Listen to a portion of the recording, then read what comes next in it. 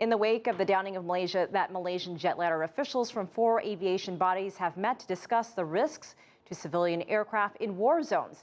The event was hosted in Montreal by the International Civil Aviation Organization. CCTV's Kristiaan reports. The last time civil aviation authorities met in Montreal, Malaysia Airlines flight MH370 had just met a terrifying, mysterious end, vanishing off radar between Kuala Lumpur and Beijing. No one could have predicted that just a few months later, the international community would be meeting here once again to discuss another stricken Malaysia Airlines jet.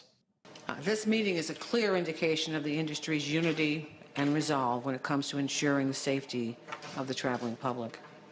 It's important to note that despite the Malaysia 17 tragedy, for which we extend our heartfelt sympathies to the families and friends of the affected, air travel remains the safest mode of transportation.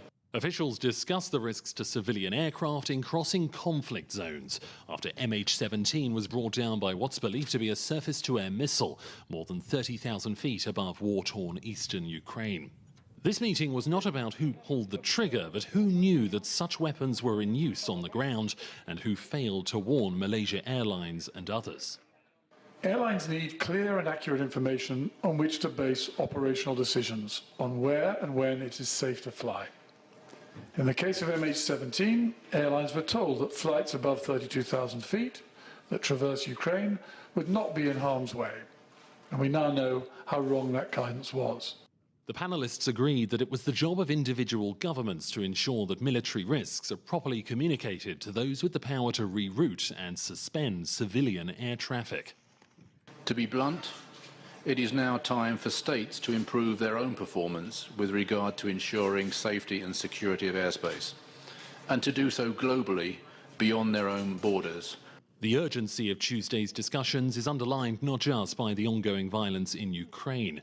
In recent days, tensions in the Middle East prompted a number of airlines to temporarily halt flights to Tel Aviv.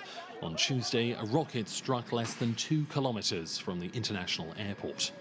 The panel went to great lengths to defend the airline industry's system of governance and safety. But the very nature of war means that it's not always clear who is in charge of a country or even what's occurring. And MH17 is a haunting example of what can occur during an information and power vacuum. Kristiaan, CCTV, Toronto.